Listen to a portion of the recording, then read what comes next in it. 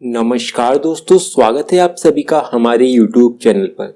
दोस्तों, अगर आपने तैयारी कर रहे हैं किसी प्रतियोगी परीक्षा की और आपके एग्जाम में भी सामान्य हिंदी आती है दोस्तों, तो यह वीडियो आप ही के लिए है दोस्तों इस वीडियो में हमने हिंदी के 40 महत्वपूर्ण प्रश्नों को लिया है जो आपके आगामी परीक्षाओं की दृष्टि से बहुत महत्वपूर्ण है दोस्तों। सारे ही प्रश्न एग्जाम ओरिएंटेड हैं, अतः आप इस वीडियो को अंत तक जरूर देखेगा दोस्तों।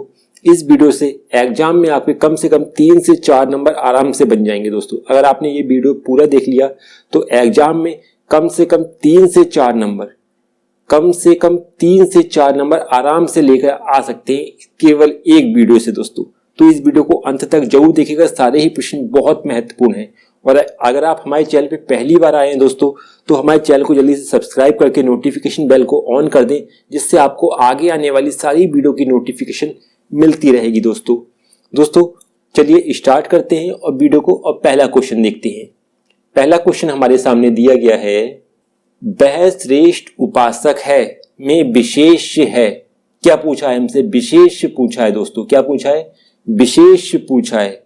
वह श्रेष्ठ उपासक है में विशेष बताना है। तो कौन सा है दोस्तों विशेष?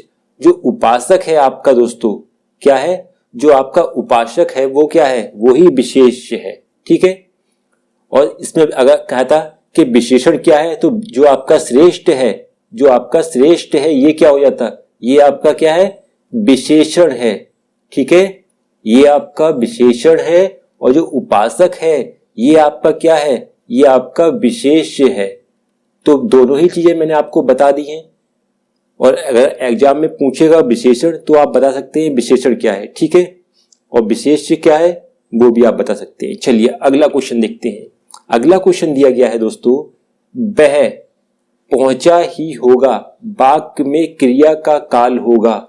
वह पहुंचा ही होगा वाक्य में क्रिया का कौन सा काल है? तो इसमें दोस्तों ऑप्शन नंबर डी हमारा जो है आसन्न भूत। कौन सा काल है? आसन्न भूत काल है। ठीक है, चलिए अगला क्वेश्चन देखते हैं। अगला क्वेश्चन दिया गया है, यथाशक्ति में कौन सा समास है? यथाशक्ति में कौन सा समास है? तो यथाशक्ति में दोस्तों कौन सा समास है? यथाशक्ति में आपका अव्ययीभाव समास है। कौन सा? अव्ययीभाव समास है। यानी कि इसमें जो आपका यथा लगा हुआ है ये क्या है? ये उपसर्ग है। और जिसके आगे उपसर्ग लग जाता है उसमें कौन सा समास होता है? अव्ययीभाव समास होता है। ठीक है, चलिए अगला क्वेश्चन देखते हैं। अगला क्वेश्चन दिया गया है, क्वेश्चन नंबर 4 है, छंदों में एक चरण की समाप्ति पर किस विराम चिन्ह का प्रयोग होता है? तो देखिए छंद में जब एक चरण की समाप्ति पर कौन से विराम चिन्ह का प्रयोग होता है दोस्तों? अल्प विराम चिन्ह का। अल्प विराम चिन्ह कौन सा है? ऑप्शन नंबर जो ए में है कॉमा लगा होता है दोस्तों, उसी को हम कहते हैं अल्प विराम चिन्ह। ठीक है, तो राइट आंसर कौन सा हो जाएगा? ऑप्शन नंबर ए, अल्प विराम चिन्ह का प्रयोग होता है। ठीक है, अगला क्वेश्चन दिया गया है, कौन सा शब्द द्विज का अनेकार्थी नहीं है? देखिए कौन सा एक ऐसा शब्द है जो द्विज का अनेकार्थी नहीं है? तो ऑप्शन नंबर डी है जो सिंह, वो आपका द्विज का अनेकार्थी नहीं है। बाकी सभी क्या है? द्विज के अनेकार्थी शब्द हैं। ठीक है, चलिए अगला क्वेश्चन देख लेते हैं। अगला क्वेश्चन दिया गया है, 3 बेर खाती थी वे 3 बेर खाती हैं में कौन सा अलंकार है? तो देखिए इसमें कौन सा अलंकार है? इसमें आपका हो जाएगा ऑप्शन नंबर सी, यमक अलंकार है। कौन सा? यमक अलंकार है। जब एक शब्द 2 या 2 से अधिक बार आए और उसका अर्थ हर बार भिन्न भिन्न निकले,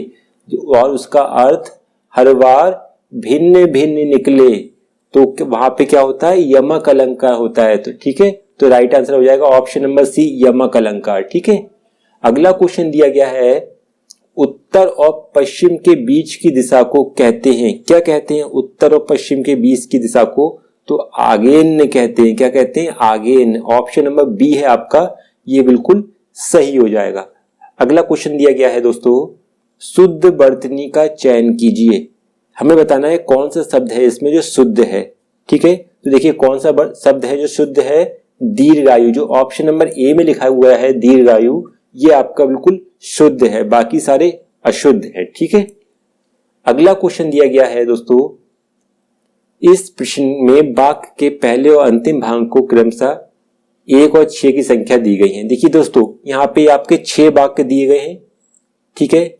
हमें इन सबको मिला के एक पैराग्राफ बनाना है, ठीक है। ये जो 6 वाक्य हैं आपके 1 से लेकर 6 तक और यार अलावा, इन सबको मिला के हमें एक पूरा पैराग्राफ बनाना है और उसको क्रमबद्ध करना है, कौन सा वाक्य किसके बाद आएगा, ठीक है। तो देखिए कैसे करेंगे इसको। सबसे पहले जो आपका आएगा दोस्तों, वह क्या आएगा, या आएगा, यानी कि 1 आएगा, 1 नंबर पे ये हो गया। उसके बाद आपका आएगा क्या, या, ठीक है। उसके बाद आपका क्या आएगा दोस्तों, उसके बाद आपका आएगा ला, कौन सा आएगा, ला। उसके बाद आपका आएगा रा, ठीक है, मैं सबका नंबर डाल दे रहा हूं। उसके बाद फिर क्या आएगा, बा आएगा, और उसके बाद आपका 6 नंबर वाला ये है, ठीक है। तो कौन सा हो गया, सामाजिक जीवन में क्रोध की जरूरत बराबर पड़ती है।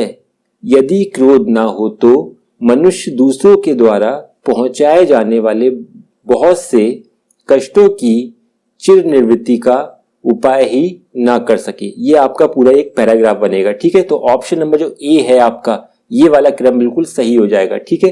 यानी कि पहला वाक्य, फिर आपका यारा लावा, उसके बाद छठा वाक्य, ठीक है। चलिए अगला क्वेश्चन देखते हैं।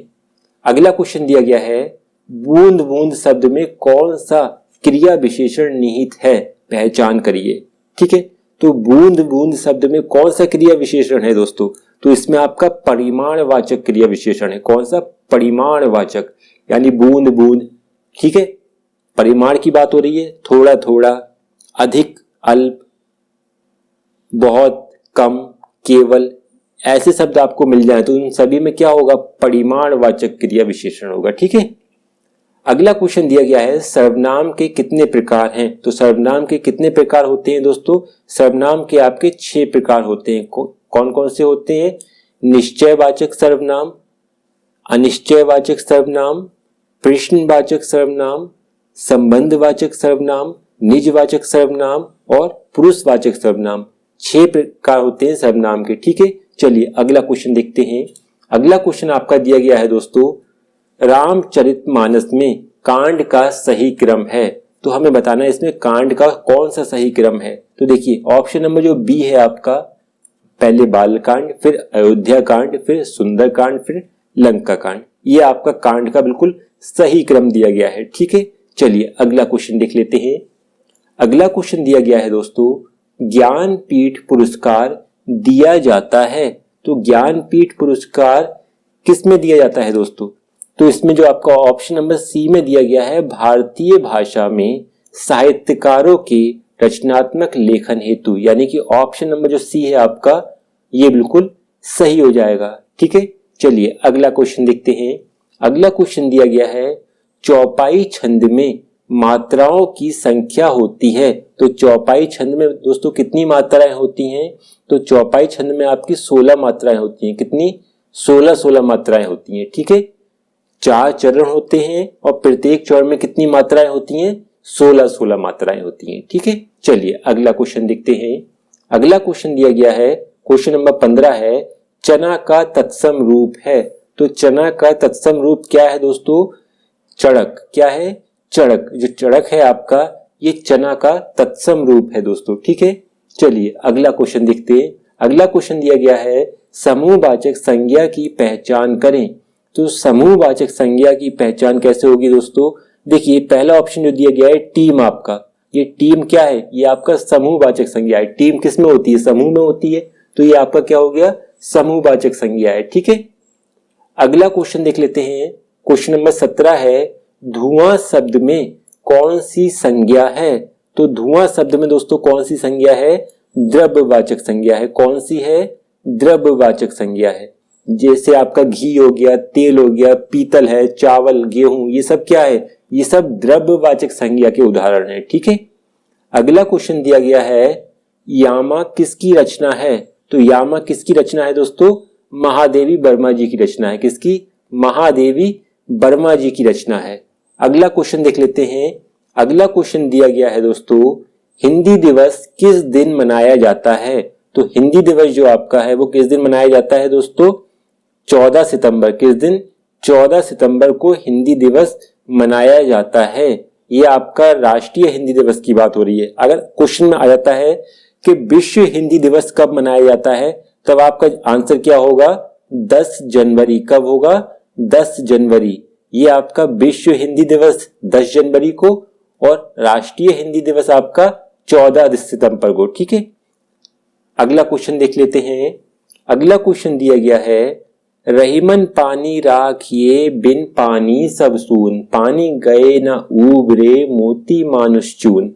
प्रस्तुत पंक्तियों में कौन सा छंद है, हमें बताना है दोस्तों इसमें कौन सा छंद है। तो इसमें आपका दोहा छंद है। कौन सा है, दोहा छंद है। दोहा छंद में आपके 4 चरण होते हैं दोस्तों। क्या होते हैं, 4 चरण होते हैं। और जो आपका पहला और तीसरा चरण होता है उसमें कितनी कितनी मात्राएं होती हैं, 13 मात्राएं होती हैं। कितनी, 13 मात्राएं होती हैं। और जो आपका दूसरा और चौथा चरण होता है उसमें कितनी कितनी मात्राएं होती हैं, 11 मात्राएं होती हैं। कितनी, 11 मात्राएं। ठीक है, याद रखिएगा।